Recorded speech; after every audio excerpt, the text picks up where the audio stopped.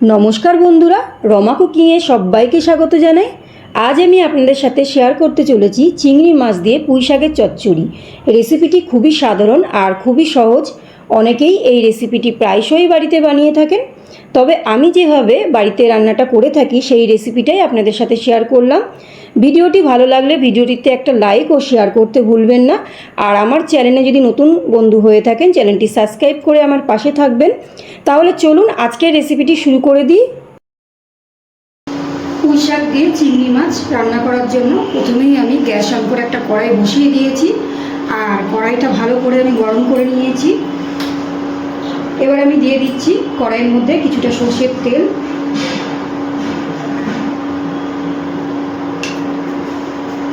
সর্ষের তেলটা খুব ভালো করে আমি গরম করে তারপরে চিংড়ি মাছটা ভেজে নেব। সর্ষের তেলটা খুব ভালো করে গরম করে নিয়েছি। এবার আমি চিংড়ি মাছটা ভেজে নেব।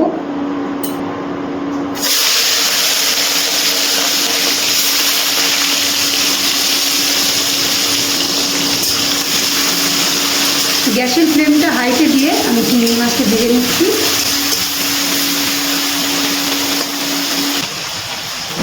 চিংড়ি মাছটা কিন্তু ভাজা হয়ে গেছে, এবার তেল থেকে তুলে নিচ্ছি।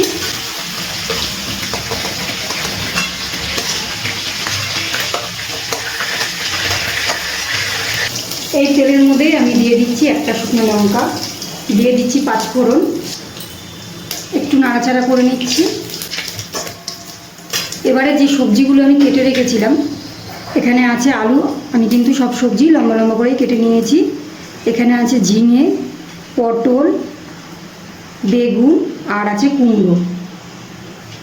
এবারে আগে আমি আলুটা দিয়ে দিচ্ছি তেলের মধ্যে।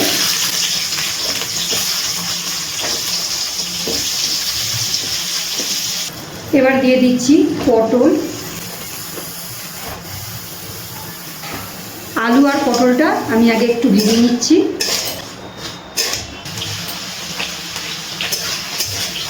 আলু আর পটল কিন্তু আমি একটুখানি তেলে হালকা নাড়াচাড়া করে একটু ভেজে নিয়েছি।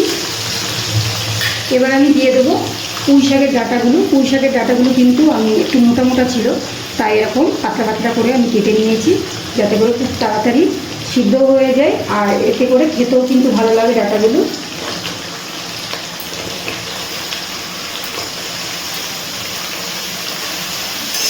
ডাঁটাগুলো দিয়ে একটু নাড়াচাড়া করে নিচ্ছি।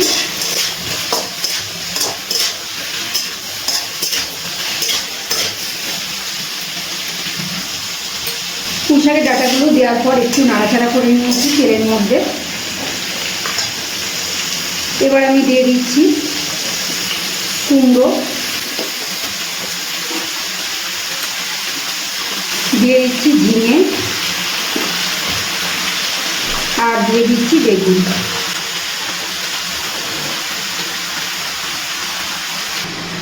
সব সবজি দেওয়ার পর আমি আবারও একটু নাড়াচাড়া করে নিচ্ছি।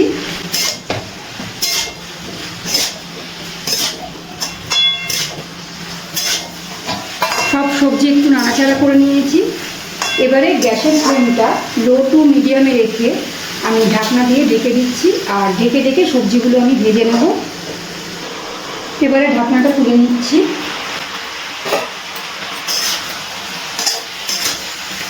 ঢাকা দিয়ে দিয়ে আমি কিন্তু সবজিগুলো একটু হালকা ভেজে নিয়েছি। আর এবারে দিয়ে দিচ্ছি আমি হলুদ, দিয়ে দিচ্ছি অল্প একটু কাশ্মীরি লঙ্কার গুঁড়ো, আর দিয়ে দিচ্ছি পরিমাণ মতো লবণ। এবার সব কিছু ভালো করে মিশিয়ে নিচ্ছি।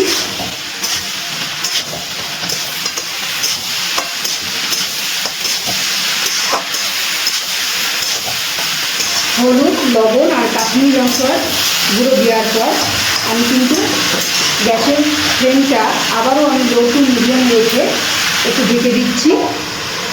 ঢাকনাটা তুলে নিচ্ছি।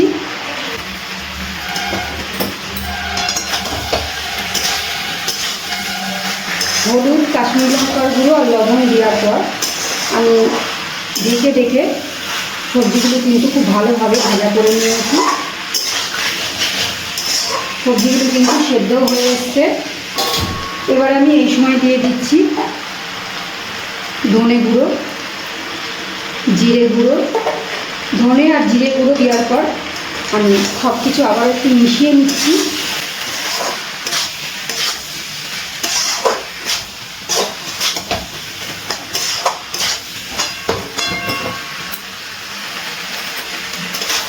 ধনে জিরে গুঁড়ো দিয়ে মিশিয়ে নেওয়ার পর আমি এখানে দিয়ে দিচ্ছি পুঁই শাকের পাতাগুলো। পুঁই শাকের পাতাগুলো আমি আগে থেকে দিইনি, এখন দিয়ে দিচ্ছি। এর সাথে দিয়ে দিচ্ছি 4টে কাঁচা লঙ্কা চেরা। এবারে খুব ভালো করে সব কিছুর সাথে মিশিয়ে নিচ্ছি।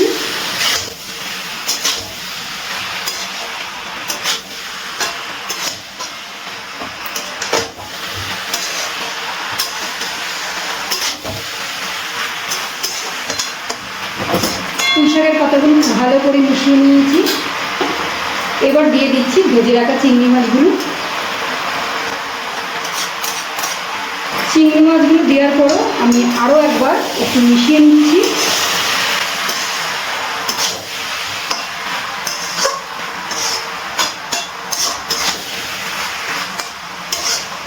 সব কিছু ভালো করে মিশিয়ে নিয়েছি। এবারে আমি আবারও গ্যাসের ফ্লেমটা লো টু মিডিয়ামে রেখে একটা ঢাকনা দিয়ে ঢেকে দিচ্ছি। ঢাকনাটা তুলে নিচ্ছি। এবার নাড়াচাড়া করে নেব। পুঁই শাকের মধ্যে আমি কিন্তু কোনো রকম জল দিইনি। পুঁই শাকের থেকে যে জলটা বেরিয়েছে তাতেই কিন্তু সব সবজি কিন্তু খুব ভালোভাবে সুসিদ্ধ হয়ে গেছে, দেখে বুঝতেই পাচ্ছেন। ডাঁটাগুলো কিন্তু খুব সুন্দর সিদ্ধ হয়ে গেছে। এবার আমি এর মধ্যে দিয়ে দিচ্ছি পোস্ত, সাদা সর্ষে আর 2টো কাঁচা লঙ্কা বাটা। এবারে খুব ভালো করে সব কিছু আবারও মিশিয়ে নিচ্ছি একবার।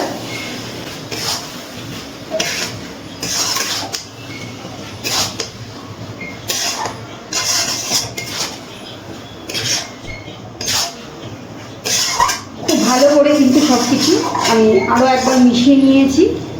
এবার গ্যাসের ফ্লেমটা লো টু মিডিয়ামে রেখে আমি এইভাবেই কিছুক্ষণ একটু আরও একটু রান্না করে নেব। সর্ষে পোস্ত বাটা দেওয়ার পর আমি কিছুক্ষণ আরও একটু রান্না করে নিয়েছি। আমাদের কিন্তু পুঁই শাক রান্নাটা একদম শেষের দিকে। আর নামানোর আগে আমি একটুখানি দিয়ে দিচ্ছি চিনি, খুব সামান্য একটু দিচ্ছি। আরও একবার একটু নাড়াচাড়া করে নিচ্ছি।